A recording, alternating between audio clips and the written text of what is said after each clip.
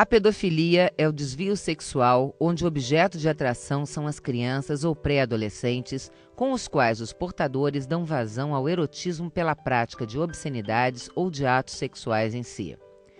Até algum tempo atrás, a figura do pedófilo estava vinculada ao homem mais velho que sentia atração por pré-adolescentes.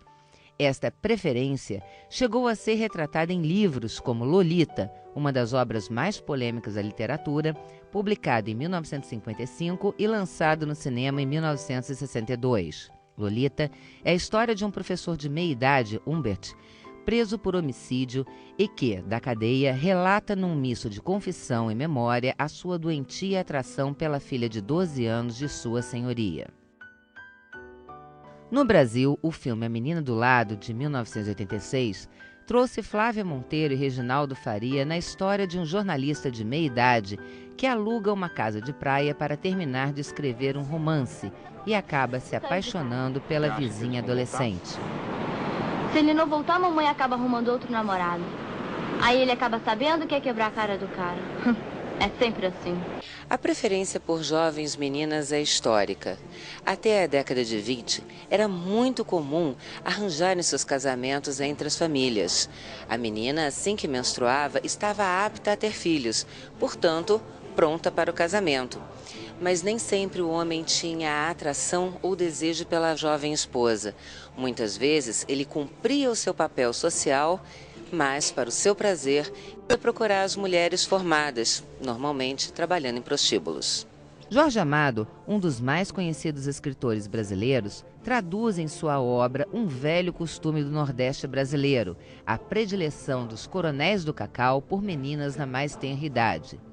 Em alguns casos, como em Teresa Batista Cansada de Guerra, a criança é vendida ao coronel e passa a servi-lo das mais diversas formas. Na novela Tieta, o coronel Arthur da Tapitanga era conhecido por colecionar rolinhas, meninas que eram compradas de seus pais e que serviam aos mais diversos fins. E dessa forma a sociedade passou a ver com olhos mais tolerantes a atração de homens mais velhos por meninas. Mas com o escândalo dos padres americanos, acusados de pedofilia por centenas de meninos, essa história teria um outro fim. A Igreja Católica pagou milhões de dólares em indenizações tentando abafar o caso, mas, como numa malha de terror, inúmeros casos foram aparecendo dia a dia nas mais diversas partes do mundo e esse crime, que é praticado há décadas, começou a ser revelado em milhares de histórias de horror por crianças das mais diversas idades. Investigações do FBI descobriram que os pedófilos usam símbolos de identificação entre si, eliminando com isso o risco de abordagens erradas. São sempre compostos pela união de dois símbolos semelhantes, um dentro do outro. A forma maior representa o adulto e a menor a criança. Homens são triângulos, mulheres corações. Os triângulos representam homens que querem meninos. O detalhe cruel é que o triângulo mais fino representa homens que gostam de meninos bem novinhos. O coração são homens ou mulheres que gostam de meninas e a borboleta são aqueles que gostam de ambos. No dia 20 de abril, o senador Magno Malta esteve presente no Hotel Alpina para um grande seminário contra esta, que é considerada a mãe dos crimes hediondos. Após a palestra, ele concedeu entrevista ao Falando Nisso. O pedófilo é uma sombra, né? O pedófilo, na verdade, é aquele indivíduo acima de qualquer suspeita. Qualquer um põe a mão no fogo por ele, qualquer um o defende. É por isso que quando o pedófilo aparece o caso de pedofilia, as pessoas sempre se assustam, porque o pedófilo normalmente era alguém que confiava. Você veja o número de pedófilos presos, normalmente é alguém que se aproxima das crianças para fazer um ensino religioso, para ir na casa da criança dar conselho, ensinar, caso de ir lá ensinar a Bíblia, ensinar a tocar violão, né? O sujeito leva para dentro da igreja, é o professor mais próximo, é o professor da escolinha, é o marido da tia, é o professor, é o pai, né? É alguém acima de qualquer suspeita, quer dizer. Então, identificar aquilo que a criança deixa para você perceber que ela está sofrendo abuso é muito mais fácil que identificar o pedófilo. Por quê?